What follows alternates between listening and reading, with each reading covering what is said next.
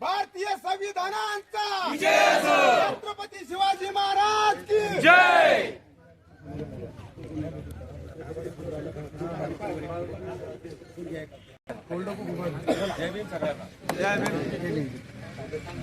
शिवाजी महाराज यांचा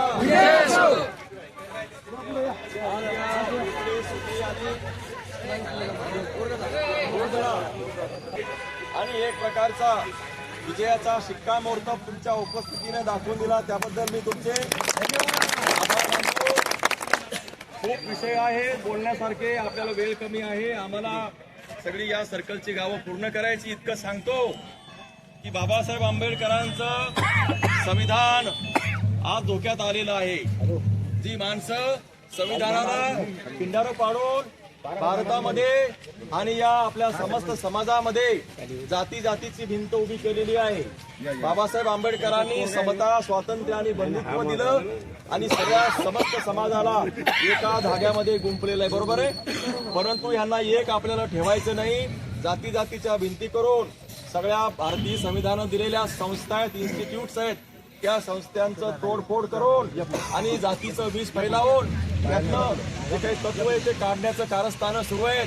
त्याच्यासाठी आपल्याला संविधान रक्षण करण्यासाठी महाविकास आघाडीचं सरकारचे हात मजबूत करायचे आहे। दुसरं, या भागामध्ये शेतकऱ्याचा जो प्रश्न आहे सोयाबीनचा, त्याला 7,000 रुपये देण्याचा जो निर्णय आहे तो महाविकास आघाडी शासनाने घेतलेला आहे आणि म्हणून 23 तारखेपर्यंत म्हणजे निकाल लागेपर्यंत कोणी आपलं सोयाबीन विकायचं नाहीये। आज माझी तुम्हाला विनंती आहे आणि हा प्रस्ताव तयार करण्यासाठी मंत्रिमंडळाचं सगळं कामकाज करण्यासाठी मला त्याची माहिती असण्यासाठी तिथे मला विधानसभेमध्ये पाठवा।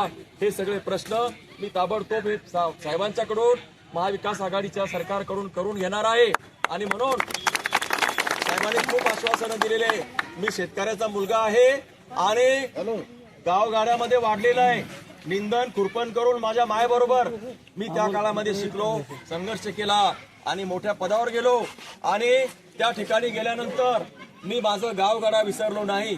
मी जरी पद मोठी घेतली असली तरी माझ्या गावाकडे येत राहिलो। शेतकऱ्यांना पूरक उत्पन्नाचं साधन म्हणून मी 1000 दुधाळ गाईचं वाटप केलं। शिवाजी महाराज, राजमाता, राष्ट्रमाता जिजाऊ, बाबासाहेब आंबेडकर, शिवाजी सगळे आपले महापुरुषांच्या पावलावर पाऊल ठेवून चालण्याचा मी प्रयत्न केलेला आहे। मी मोठ्या पदावर असलो तरी मी गावगाड्यातला असल्यामुळं मला जे काही ज्ञान मिळालं, मी माननीय विविध मंत्र्यांच्याकडे कामं केली, मंत्रिमंडळाचे प्रस्ताव केले आणि हे जे माझा अनुभव आहे तो अनुभव आणखी तिथे ठेवून माझा कामाचा नव्हता। देशामध्ये समाजामध्ये जे काही चाललंय त्याच्याबद्दल मी अस्वस्थ होतो आणि म्हणून मी माझ्या नोकरीचा राजीनामा फेकून दिला आणि आपल्या समस्त जनतेची सेवा करण्यासाठी मी आज आपल्यामध्ये आलेलो आहे। आपल्यासोबत मेहकर विधानसभा मतदारसंघाचे जे नेते आहेत त्यांना विचारतोय आपण की सिद्धार्थ खरात यांच्या खांद्याला खांदा लावून या ठिकाणी सातत्याने या ठिकाणी ते मतदारसंघ या ठिकाणी पिंजून काढतात, काय सांगणार सर? खरं म्हणजे 2024 ची निवडणूक मेहकर मतदारसंघाची अत्यंत ऐतिहासिक निवडणूक या ठिकाणी होत आहे। ही सर्वसामान्य माणसांनी निवडणूक हाती घेतलेली आहे। जो 15 वर्ष निष्क्रिय आमदार या ठिकाणी होता त्याला उत्तर देण्यासाठी, धडा देण्यासाठी ही संपूर्ण निवडणूक सामान्य मतदारांनी हाती घेतलेली आहे। महाविकास आघाडीचे अधिकृत उमेदवार सिद्धार्थ खरात यांना दिवसेंदिवस फार मोठ्या प्रमाणामध्ये प्रतिसाद या ठिकाणी मिळत आहे। प्रत्येक गावामध्ये गेल्यानंतर ओवाळण्याचं काम असेल, त्यांच्या मागे नारे देण्याचं काम असेल, ही गावं त्यांच्या सोबत या ठिकाणी चालत आहेत आणि एक प्रकारची सुनामी या ठिकाणी निर्माण झालेली आहे। सिद्धार्थ खरात यांचा विजय तर हा निश्चित आहे, परंतु ते किती मताधिक्याने जास्त निवडून येतात आणि रायमुलकर जे युतीचे उमेदवार आहेत त्यांचं खऱ्या अर्थानं डिपॉझिट या ठिकाणी जप्त होणार आहे, अशी परिस्थिती मेहकर मतदारसंघामध्ये या ठिकाणी निर्माण झालेली आहे। सर, या ठिकाणी नेतेगण या ठिकाणी म्हणतात की प्रतापगड जो आहे तो गड अभेद्य या ठिकाणी राहणार आहे, त्याबद्दल आपलं मत काय?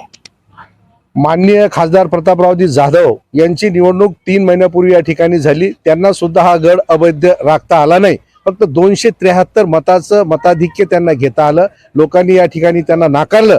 1,10,000 मतं ही त्यांच्या विरोधामध्ये गेली आणि 55,000 मतं त्यांना या ठिकाणी मिळाली. त्यामुळे कुठलाही गड आता राहिलेला नाही. हा गड महाविकास आघाडीचा झालेला आहे. हा गड फुले शाहू आंबेडकर विचाराचा झालेला आहे. हा गड काँग्रेस, शिवसेना आणि राष्ट्रवादीचा गड हा झालेला आहे. येत्या 23 तारखेला सर्व गड अवैध होऊन खऱ्या अर्थानं सिद्धार्थ खरात यांचा प्रचंड मतांनी विजय या ठिकाणी होणार.